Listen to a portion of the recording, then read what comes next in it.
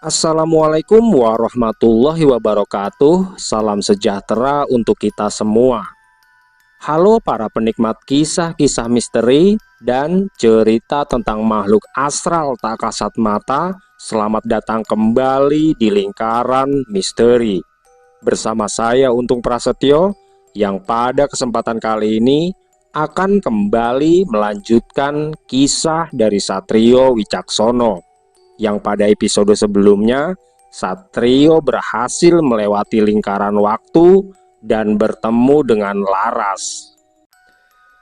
Tapi sebelum kita masuk ke ceritanya, jangan lupa dukung channel Lingkaran Misteri dengan menekan tombol subscribe-nya dan juga tombol like-nya, serta nyalakan lonceng notifikasinya agar sahabat semua tidak ketinggalan cerita-cerita mistis berikutnya. Oke, tanpa berlama-lama lagi, mari kita simak ceritanya.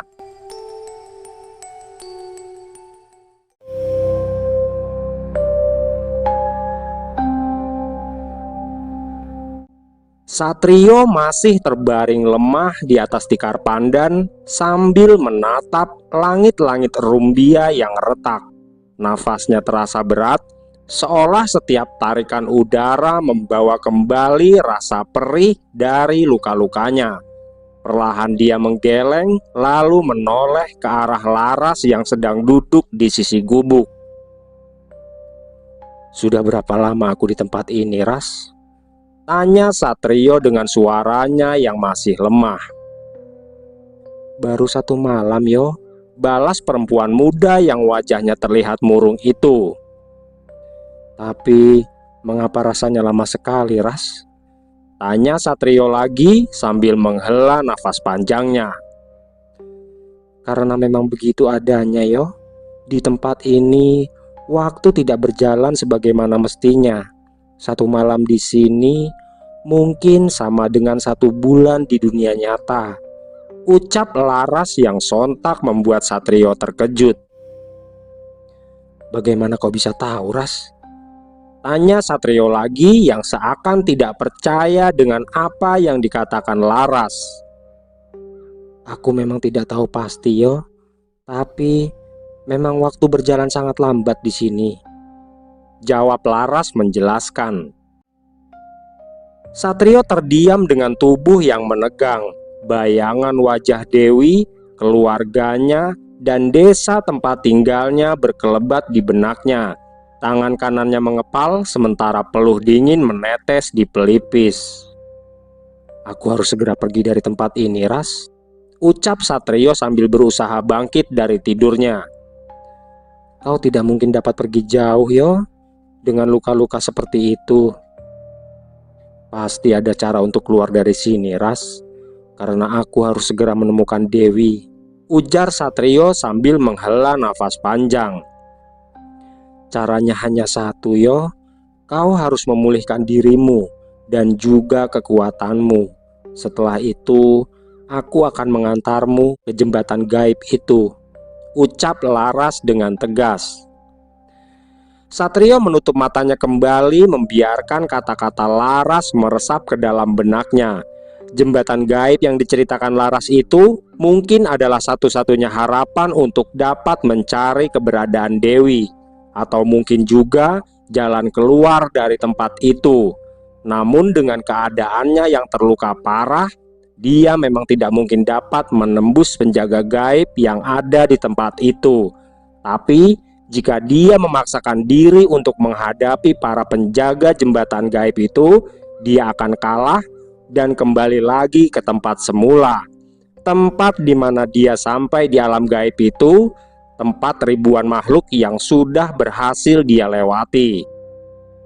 Di tengah keheningan yang menyelimuti gubuk kecil itu, Satrio terus memikirkan cara agar dapat dengan cepat pergi dari tempatnya berada.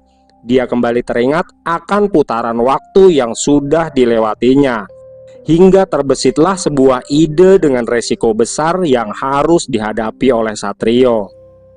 "Antar aku ke jembatan itu, Ras. Aku akan menghadapi para penjaga gaib di tempat itu.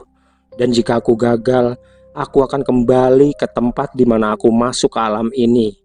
Dan di sana aku akan melewati ribuan makhluk gaib agar aku bisa sampai di tempat ini lagi tanpa luka sedikit pun, ujar Satrio yang kini membuat Laras terkejut. Laras hanya terdiam mendengar apa yang baru saja diucapkan oleh Satrio. Hatinya diliputi kecemasan yang tidak terucapkan.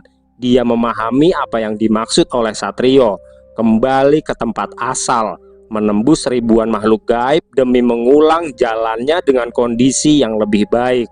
Sebuah cara di luar nalar, namun di alam seperti itu segala kemungkinan memang dapat terjadi. Kau tidak akan mungkin dapat sampai di tempat ini tanpa mengalami luka, yo. Dan yang aku takutkan jika kau tidak pernah sampai di sini lagi, ucap Laras sambil menundukkan kepalanya. Satrio memejamkan mata dengan pikiran yang terus berputar pada setiap langkah yang pernah dia lalui. Bayangan makhluk-makhluk gaib yang menghadang, teriakan mengerikan yang pernah dia dengar di antara kegelapan, dan rasa sakit dari setiap tusukan yang pernah dia terima. Semua itu kembali hadir dalam ingatannya. Namun kali ini dengan satu tujuan yang lebih jelas. Dia harus berani mengulang meski artinya mempertaruhkan segalanya. Laras hanya bisa menatap Satrio dengan hati yang bergejolak. Ada keinginan untuk mencegah, namun dia juga mengerti tekad yang terpancar dari diri Satrio. Lelaki itu bukan orang biasa. Ada sesuatu dalam dirinya, sesuatu yang membuatnya terlihat berbeda. Dalam keheningan itu, Satrio meraih bilah keris jantaka yang tergeletak di sampingnya. Senjata pusaka itu bergetar halus, seolah merespon panggilan dari tuannya. Cahaya samar yang terpancar dari bilahnya memantulkan aura keberanian sekaligus pertaruhan hidup. Malam itu keputusan Satrio sudah bulat. Dia akan kembali menembus jalan berbahaya yang pernah dilaluinya. Dia akan menghadapi ribuan makhluk gaib sekali lagi, meski harus mempertaruhkan nyawa demi menemukan jalan keluar dari lingkaran waktu yang mengikatnya. Tapi sebelum itu dia memilih untuk pergi ke jembatan gaib yang diceritakan oleh Laras. Kalau kau sudah yakin dengan keputusanmu itu, aku akan ikut bersamamu, yo. Aku tidak ingin hidup sendirian di tempat ini, ucap Laras yang kini membuat Satrio bimbang. Tapi sebaiknya kau menungguku di sini, Ras, balas Satrio meyakinkan. Tidak, yo. Aku tidak ingin tenggelam dalam kesepian. Aku tidak ingin kau pergi meninggalkanku, ucap Laras sambil menitikkan air mata. Satrio menatap Laras dengan penuh rasa iba. Dia melihat kesungguhan dan ketakutan yang tersembunyi di matanya. Dia tahu keputusan ini akan membawa resiko besar, bukan hanya bagi dirinya sendiri, tapi juga bagi perempuan muda yang baru saja dia temui itu. Namun tekad yang membara dalam dirinya mendorong Satrio untuk mengangguk perlahan. Kalau kau juga yakin kita akan hadapi ini bersama, Ras, ucap Satrio dengan suaranya yang tegas namun lembut. Laras menghela nafas panjang, campuran antara ketakutan dan kelegaan, lalu menggenggam tangan Satrio dengan erat. Seolah tidak ingin menunggu lebih lama lagi, keduanya pun mulai melangkah. Mereka bergerak meninggalkan gubuk tempat mereka tinggal, menyusuri hutan yang rimbun dan sunyi. Tidak ada makhluk gaib yang menghadang, hanya suara dedaunan yang tersapu angin dan langkah kaki mereka sendiri yang terdengar di antara pepohonan. Laras berjalan di samping Satrio, tubuhnya mungil tapi teguh. Matanya menatap lurus ke depan, siap menghadapi apapun yang menunggu di ujung perjalanan. Tidak lama kemudian mereka sampai di sebuah lembah kecil yang dikelilingi kabut tipis. Di tengah lembah itu terlihat sebuah jembatan kayu yang diselimuti kabut. Laras menatap tempat itu sambil menghela nafas panjang. Ingatan masa lalu kembali melintas di benaknya ketika untuk pertama kalinya Laras mencoba untuk keluar dari tempat itu. Tapi sayangnya, sebelum dia menginjakkan kaki di atas jembatan itu, dua makhluk besar penjaga jembatan gaib itu muncul. Dan tanpa mampu melakukan banyak perlawanan, Laras pun harus kembali ke tempat di mana pertama kali dia sampai di alam gaib itu. Satrio kembali menatap Laras dengan seksama. Dia menangkap ketegangan yang tersimpan di wajahnya. Dia juga bisa merasakan beban dari kenangan pahit itu, rasa takut, rasa sakit, dan kepahitan karena tidak bisa menembus jembatan itu sendirian. "Yakinlah, Ras, kita akan keluar dari tempat ini," ucap Satrio pelan dengan matanya yang menatap lurus ke arah jembatan kayu yang terlihat semakin jelas tanpa kabut yang menutupinya. "Semoga saja apa yang kau ucapkan itu adalah doa yang akan menjadi kenyataan, yo," ucap Laras sambil menarik nafas panjang. Setelah itu Laras menundukkan kepala dengan bibirnya yang bergerak pelan seperti membaca doa. Suaranya lirih seakan melebur dengan desah angin yang menerpa dedaunan di tempat itu. Satrio menatapnya, menyadari ketenangan yang dipancarkan oleh Laras. Meski dia tahu di balik itu tersimpan kecemasan yang mendalam. Tidak lama berselang, tiba-tiba tanah di tempat mereka berdiri bergetar pelan. Sebuah hawa dingin menyelinap dari rimbun pepohonan yang menutupi lembah, membungkus udara di sekitar mereka. Satrio merasakan getaran itu menembus telapak kakinya dan dia segera menatap ke atas. Dari kabut tipis yang masih menggantung di sisi jembatan, muncul bayangan samar. Dua sosok besar perlahan menampakkan diri, bertumpu pada papan kayu jembatan. Tubuh mereka lebih tinggi dari manusia biasa, lengan mereka panjang dengan cakar yang menonjol. Bola mata mereka menyala merah keemasan seperti bara api yang membakar kegelapan. Riang kabut berputar mengelilingi mereka, bergerak mengikuti ritme nafas kedua makhluk itu. Suara gemuruh rendah terdengar setiap kali mereka menggerakkan kaki, seakan bumi menolak keberadaan mereka. Satrio menahan nafas, menatap Laras yang kini kedua tangannya tampak bersinar. "Apakah kau yakin akan menghadapi mereka saat ini, yo?" tanya Laras yang kini terlihat lebih siap dari Satrio sendiri. "Jika makhluk-makhluk itu mencabik tubuhku, kau tahu apa yang harus kau lakukan, Ras?" balas Satrio sambil mengangkat bilah keris jantaka dan membaca mantra dari ajian Guntur Wulung. Sosok makhluk dengan wajah yang terlihat merah menunduk. Bola matanya menyapu lembah, lalu melompat turun ke papan kayu dengan kecepatan yang luar biasa. Sebagai jawaban, kabut di sekitar papan berputar menimbulkan pusaran kecil yang hampir menyentuh kaki Satrio dan Laras. Sementara itu, satu makhluk lainnya yang seluruh tubuhnya hitam legam muncul tepat di sisi lain jembatan. Tubuhnya menutupi cahaya samar yang menembus kabut. Sebuah raungan berat terdengar, menyalurkan aura ancaman yang begitu nyata. Satrio menatap kedua makhluk itu dengan tenang. Nafasnya berat namun matanya tetap menyala penuh tekad. Dia merasakan energi dari kedua penjaga jembatan itu sangatlah liar dan membara, dan juga gelap serta dingin seperti malam tanpa bintang. "Ikuti aku, Ras, jangan biarkan rasa takut menguasaimu," bisiknya kepada Laras yang menggenggam erat lengan Satrio. Pandangannya menyala dengan keberanian yang sama. Keris jantaka berkilau putih, pancaran energinya menyatu dengan mantra ajian Guntur Wulung. Gelombang energi berputar di sekitar tubuh Satrio menimbulkan bunyi desing yang menusuk telinga. Angin lembah berdesir seolah merespon kekuatan yang dilepaskan Satrio.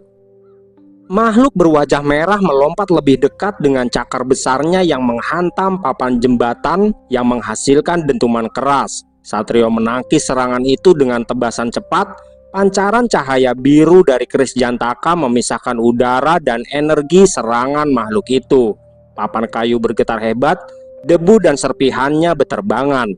Makhluk bertubuh hitam legam mengeluarkan raungan yang mengguncang hati. Dia menurunkan kedua lengannya, menyerang dengan kecepatan yang luar biasa. Laras bergerak di sisi Satrio, menangkis cakar hitam itu dengan tangan kosong yang dibalut energi berwarna hijau, sementara energi keris Satrio menahan benturan keras. Satrio merasakan tekanan dari kedua makhluk itu, namun dia tetap fokus pada tujuannya, yaitu melewati jembatan tersebut. Setiap tebasan dan gerakan menghindar diatur sedemikian rupa, bukan untuk membunuh, melainkan untuk membuka jalan di antara kedua penjaga yang ganas itu. Kabut di sekitar jembatan berputar semakin kencang, menambah ketegangan. Dari pusaran kabut itu tercipta bayangan-bayangan yang merupakan bentuk dari aura para makhluk penjaga. Namun Satrio dan Laras tetap melangkah, satu langkah demi satu langkah menembus ancaman yang menghadang mereka. Satrio melangkah maju, surjan sakti yang membalut tubuhnya kini benar-benar diselimuti aura terang. Sedangkan tangan kanannya berselimut cahaya biru dari ajian Guntur Wulung, begitu juga bilah keris Jantaka, berpendar bagi petir yang siap meledak kapan saja. Sosok makhluk yang berwajah merah mengaum keras, napasnya panas dan setiap hembusannya membuat papan kayu jembatan bergetar. Dengan kecepatan kilat, makhluk itu menerjang ke arah Satrio dengan cakarnya yang membelah udara.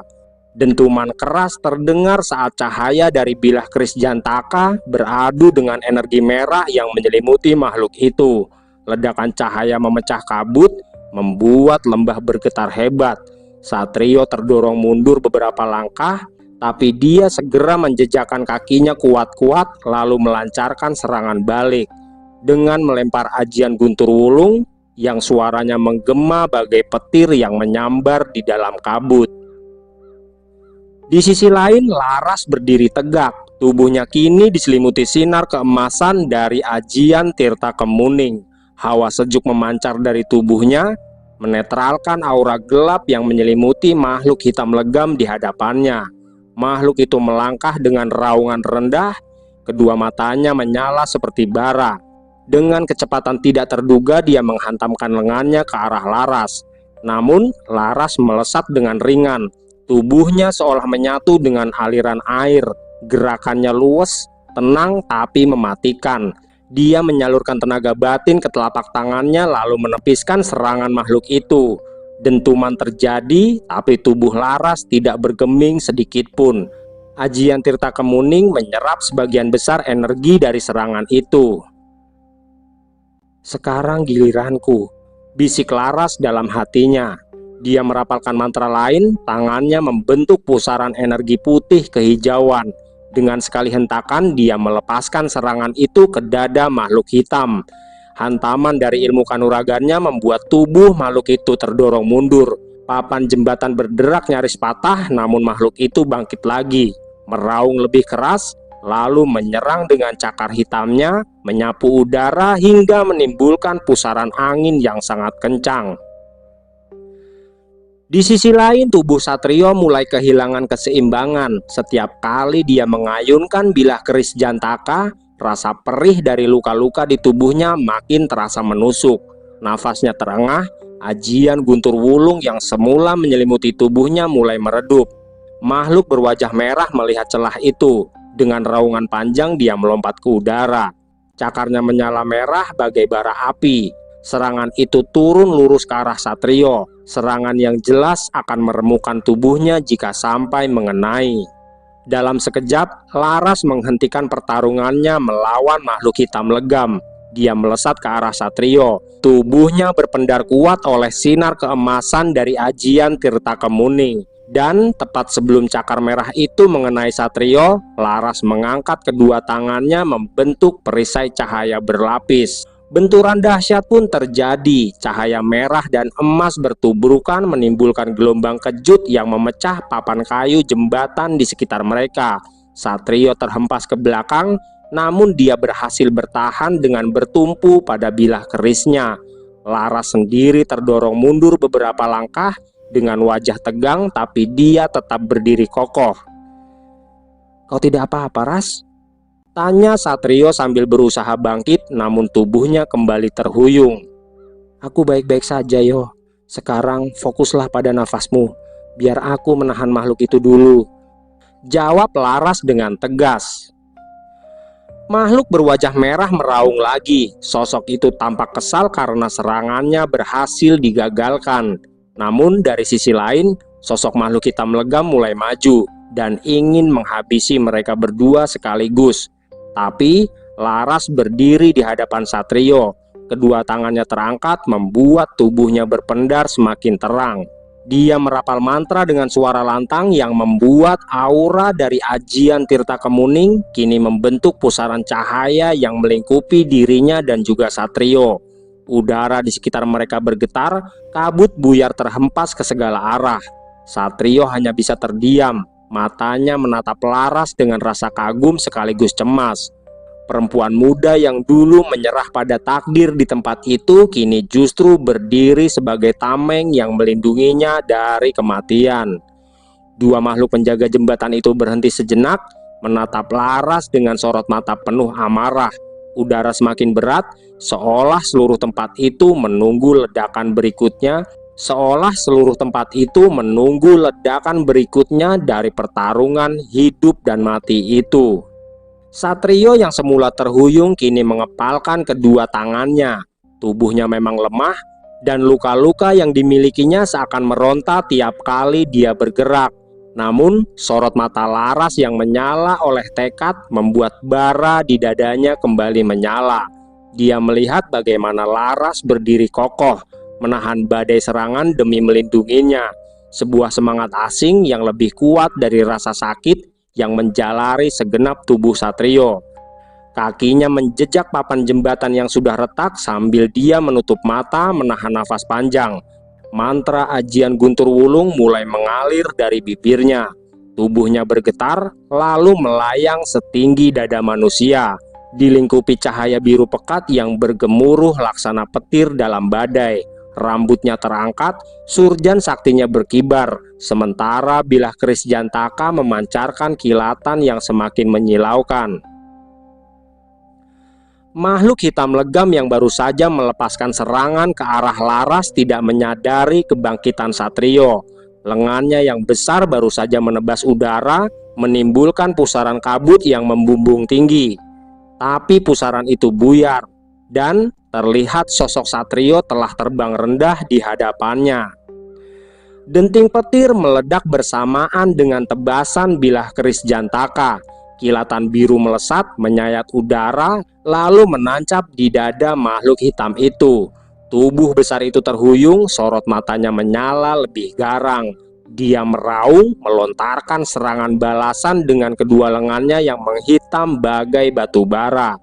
Udara di sekitarnya bergetar, papan kayu jembatan retak dan pecah berkeping-keping. Namun Satrio tidak mundur. Tubuhnya menukik lalu berputar di udara. Setiap putarannya meninggalkan garis cahaya biru seperti kilatan halilintar yang menari di langit mendung. Saat makhluk itu melayangkan pukulan, Satrio justru menembusnya, memecah hantaman dengan gelombang petir dari ajian Guntur Wulung. Energi benturan itu menyala keras, membuat seluruh lembah bergetar dan kabut menyingkir seketika.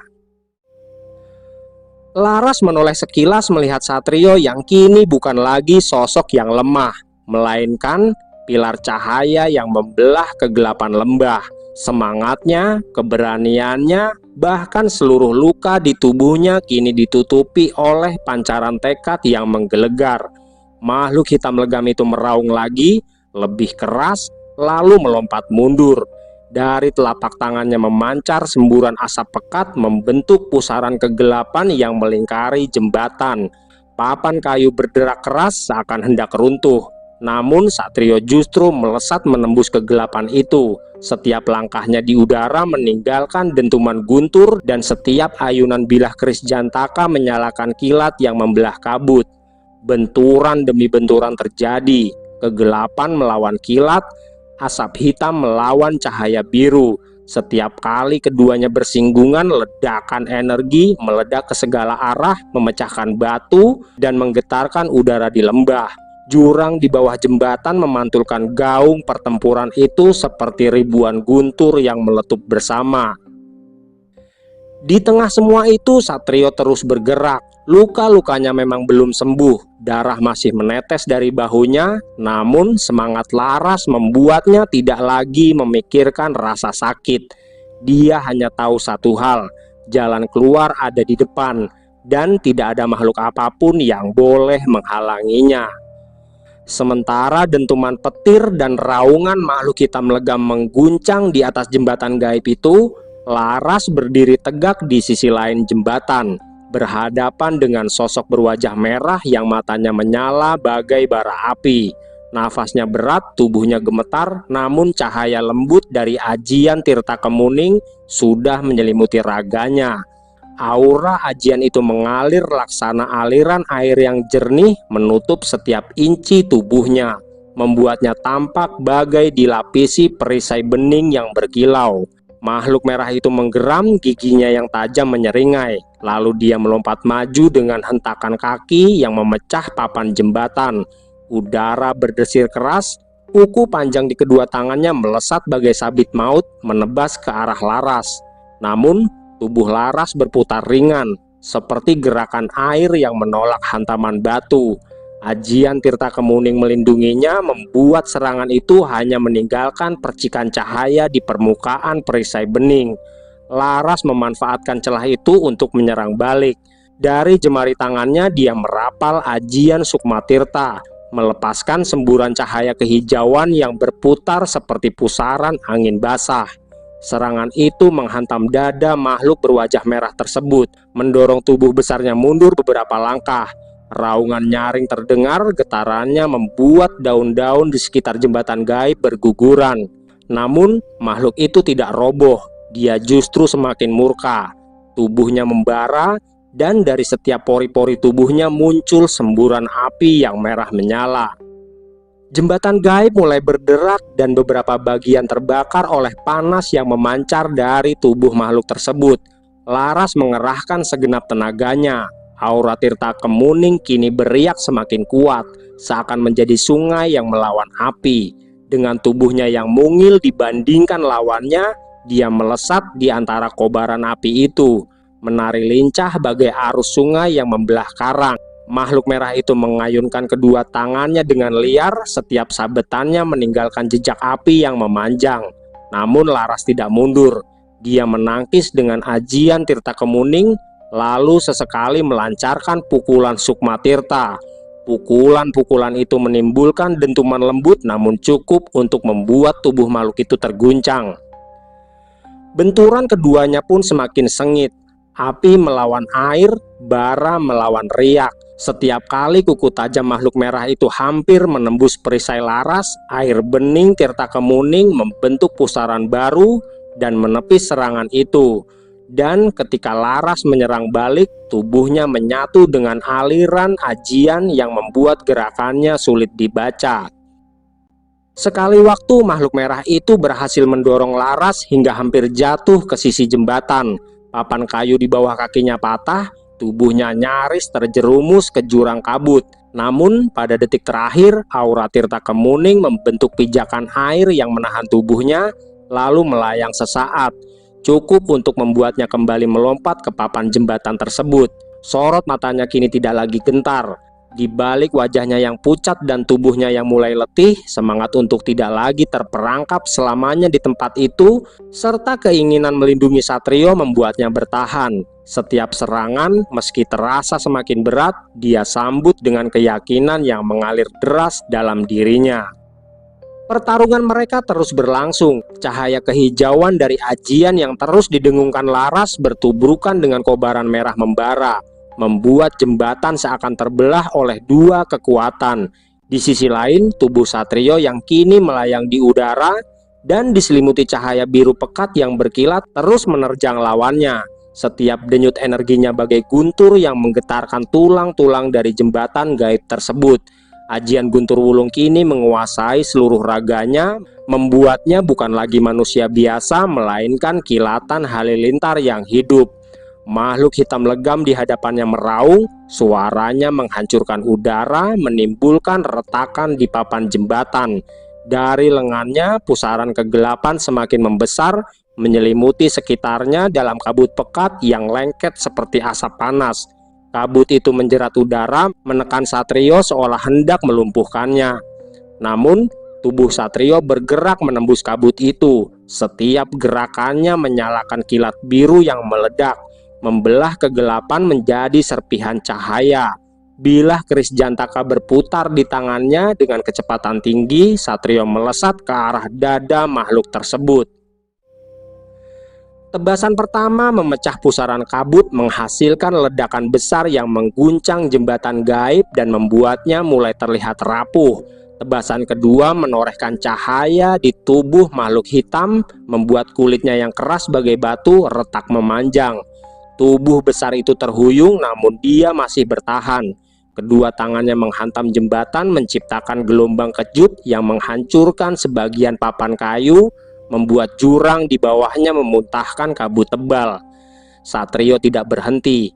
Dengan teriakan guntur yang menggema, dia memutar tubuhnya di udara, lalu menancapkan bilah keris Jantaka lurus ke arah kepala makhluk itu.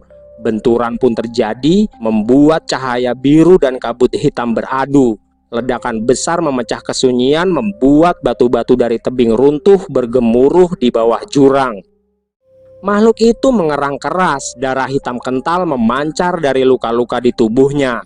Namun sebelum dia sempat bangkit, Satrio melesat dengan tubuhnya yang kini menjadi kilatan petir yang tidak terbendung. Dia menghujani tubuh makhluk besar itu dengan puluhan tebasan cepat yang masing-masing meninggalkan luka bercahaya biru yang terbakar. Tubuh makhluk hitam itu menggeliat, meronta dan mencoba melawan dengan kepalan tangannya. Tetapi setiap pukulannya hanya mengenai bayangan. Sementara Satrio sudah bergerak lebih cepat, berputar di sekelilingnya bagai badai. Hingga akhirnya dengan satu gerakan pamungkas, Satrio melesat tinggi ke udara lalu menukik tajam. Bilah keris Jantaka menembus dada makhluk itu. Cahaya biru menyala dari dalam tubuhnya. Sekejap kemudian, ledakan guntur menggelegar memecah keheningan, membuat tubuh raksasa itu bergetar hebat. Retakan-retakan besar menjalar dari dadanya. Lalu tubuh hitam legam itu runtuh, pecah berkeping-keping bagai batu yang dihantam petir. Sisa kabut hitam yang menyelimutinya terbakar habis, meledak menjadi serpihan asap yang berterbangan dan menghilang di telan angin. Satrio berdiri di ujung jembatan yang bergetar hebat. Tubuhnya masih diselimuti aura biru yang berdesis, namun matanya tajam menatap ke depan tanpa goyah. Di balik tubuh yang lelah dan luka-luka yang masih menyiksa, dia kini berdiri sebagai pemenang. Makhluk legam itu lenyap sepenuhnya, meninggalkan hanya gaung kehancuran di lembah yang bergema panjang. Satrio yang baru saja merobohkan sosok hitam legam dengan ajian guntur wulung segera menoleh. Pandangannya menangkap Laras yang mulai terdesak. Tubuhnya yang mungil bergetar di tengah pusaran kabut, sementara makhluk berwajah merah itu mengamuk lebih buas dari sebelumnya. Tangan-tangan berototnya melesakan pukulan bertubi-tubi membuat Laras terhuyung. Meski ajian Tirta Kemuning masih melindungi tubuhnya dengan cahaya bening kehijauan. Cakaran makhluk itu menghantam udara, menimbulkan gelombang yang merobek papan-papan jembatan. Laras berusaha membalas dengan kilatan energi dari telapak tangannya, namun kekuatan makhluk itu jauh lebih besar. Sekali hentak, tubuh Laras terhempas, hampir keluar dari jembatan gaib yang sudah sangat rapuh itu. Dalam sekejap, Satrio melesat. Kakinya menghantam papan kayu hingga retak. Tubuhnya melayang ringan namun membawa kekuatan dahsyat. Keris Jantaka berkilau tajam menyambar ke arah makhluk berwajah merah itu. Tebasan demi tebasan dilontarkannya, memaksa sosok besar itu mundur setapak demi setapak. Namun makhluk itu tidak gentar. Bola matanya yang merah menyala memuntahkan kilatan api, membuat udara di sekitar mereka bergetar. Pertarungan pun mengguncang jembatan. Setiap benturan antara keris Jantaka dan tangan berotot makhluk itu menghasilkan ledakan yang memecah kabut. Satrio meski tubuhnya masih penuh luka, mengerahkan seluruh sisa tenaganya. Tubuhnya berputar, melayang lalu menebas dari atas dengan hentakan yang disertai ajian. Cahaya biru kehitaman dari bilah keris Jantaka menembus wajah merah itu, membelahnya hingga raungan panjang menggema. Makhluk itu terhuyung, tubuhnya bergetar hebat, sebelum akhirnya roboh menghantam papan jembatan. Saat tubuhnya lenyap di telan pusaran kabut, jembatan itu sendiri mendadak bergetar. Getarannya semakin kuat, hingga kayu-kayu tua mulai retak dan tali-tali anyaman terlepas satu persatu. Laras yang masih berusaha berdiri di tengah jembatan tidak sempat berpegangan. Retakan kayu merambat cepat di bawah kakinya, dan dalam sekejap papan tempatnya berpijak patah. Lalu tubuhnya terperosok dan jatuh ke dalam jurang gelap yang menganga di bawah sana. Satrio hanya sempat melihat bayangan Laras terjun. Tubuhnya melayang dalam bayangan kabut yang menyelimuti jurang itu. Tangannya terulur mencoba meraih sesuatu, namun jembatan yang runtuh memisahkan langkahnya. Suara kayu yang pecah bercampur dengan dentuman gaib lalu terasa hening. Di hadapannya kini hanya ada kabut hitam yang terus berputar menelan bayangan Laras ke dalam kegelapan tanpa dasar. Satrio berdiri terpaku di ujung jembatan yang telah hancur. Nafasnya masih terengah, tubuhnya bergetar bukan karena luka yang membekas, tapi juga karena gejolak di dalam dadanya. Di bawah sana, jurang itu seperti mulut raksasa yang menelan apa saja tanpa belas kasihan. Gelapnya pekat, seakan tidak memiliki dasar. Bayangan Laras yang tadi jatuh sudah tidak lagi tampak, hanya menyisakan pusaran kabut yang terus berputar perlahan. Namun tiba-tiba saja di hadapannya sesuatu yang lain justru muncul. Cahaya putih samar dan lembut perlahan menembus kabut di sisi seberang lembah. Cahaya itu berkilau tenang, berbeda dengan aura mencekam di sekelilingnya. Semakin lama semakin jelas hingga membentuk sebuah pintu bercahaya yang tampak melayang di udara. Dari balik cahaya itu, samar-samar terlihat gambaran yang begitu mengejutkan hati Satrio. Dia melihat kamar Dewi yang hening. Ruangan itu nyata dan sangat dikenalinya. Bahkan detail kain dan cahaya lampu di sudut kamar seakan memanggil kesadarannya untuk kembali. Dia tahu jika itu adalah jalan untuk pulang. Cahaya putih berkilau itu adalah pintu untuk keluar dari semua penderitaannya di alam gaib itu. Satrio memejamkan mata sejenak. Dadanya terasa sesak ketika pintu itu seolah memanggil dan menawarkan kebebasan serta jawaban dari semua usaha yang telah dia lakukan. Tapi bayangan Laras yang terhempas ke dalam jurang kembali terlintas dalam benaknya. Mata penuh ketakutan, tubuh rapuh yang selama ini berjuang untuk dapat keluar dari tempat itu kini jatuh dalam kegelapan yang tidak berujung. Tangan Satrio terkepal, dilema itu mulai menggerogoti batinnya. Dia bisa melangkah ke cahaya dan mungkin semua ini akan selesai. Namun bagaimana mungkin dia meninggalkan Laras sendirian yang terjebak di dalam jurang itu? Bagaimana mungkin dia membiarkan Laras yang begitu ingin keluar dari penjara gaib ini terhapus begitu saja? Tubuhnya bergetar hebat, pandangan matanya bergantian antara cahaya putih di hadapannya dan kegelapan jurang di bawah sana. Dua jalan, dua nasib, dan dua pilihan. Namun akhirnya, tanpa sedikit pun rasa ragu, Satrio menarik nafas panjang. Sorot matanya menajam, memantapkan tekad. Dia mengambil ancang-ancang dengan mundur selangkah, lalu maju dengan hentakan keras. Tanpa menoleh lagi pada cahaya yang memanggilnya, Satrio melompat ke dalam jurang yang pekat itu. Tubuhnya terjun bebas menembus kabut yang dingin dan padat, seakan masuk ke dalam perut bumi yang tidak berujung. Rambutnya berkibar, pakaiannya berkecamuk oleh angin jurang yang berputar. Namun matanya tetap menatap ke bawah mencari bayangan Laras di dalam kegelapan. Tubuh Satrio melayang-layang dan terombang-ambing dalam gelap yang tidak bertepi, seolah dia baru saja kehilangan arah di dalam kegelapan yang menelan segalanya. Nafasnya tersengal, Dadanya tertekan seakan udara pun enggan hadir di ruang sunyi itu. Sesekali kilatan samar berkelebat di sudut matanya, seperti pecahan bayangan masa lalu. Wajah-wajah yang pernah dia temui dan suara samar yang tidak dapat lagi dia tangkap maknanya.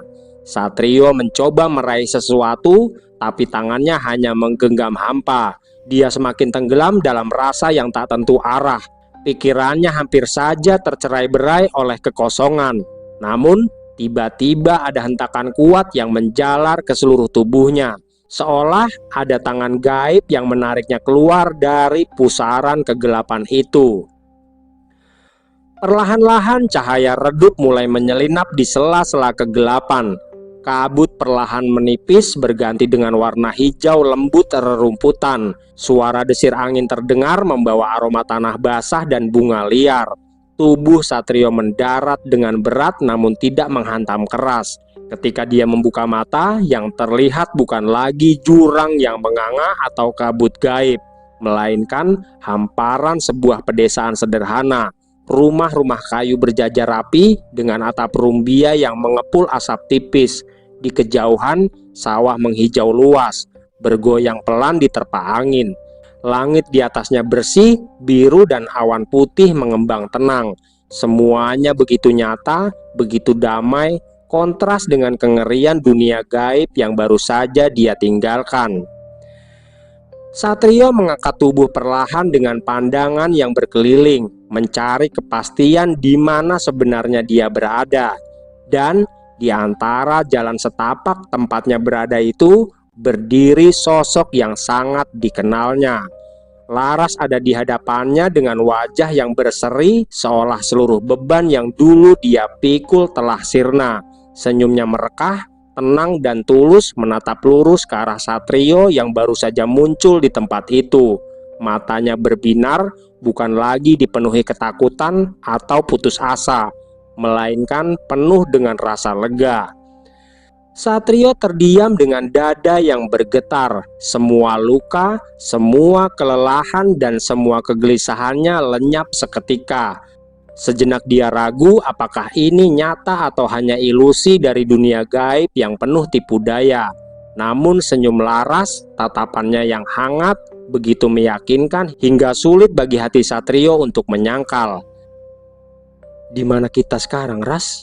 tanya Satrio sambil terus mengedarkan pandangannya ke sekitar. "Sepertinya kita masih di alam gaib, tapi di tempat yang berbeda, yo," jawab Laras sambil memperhatikan tubuh Satrio yang kini tampak berbeda dari sebelumnya. "Luka-lukamu sudah menghilang, yo," ucap Laras sambil menyentuh bagian lengan Satrio yang sebelumnya terdapat luka sayatan yang panjang. "Benar, Ras. Berarti kita masih terjebak di alam gaib," balas Satrio dengan tenang.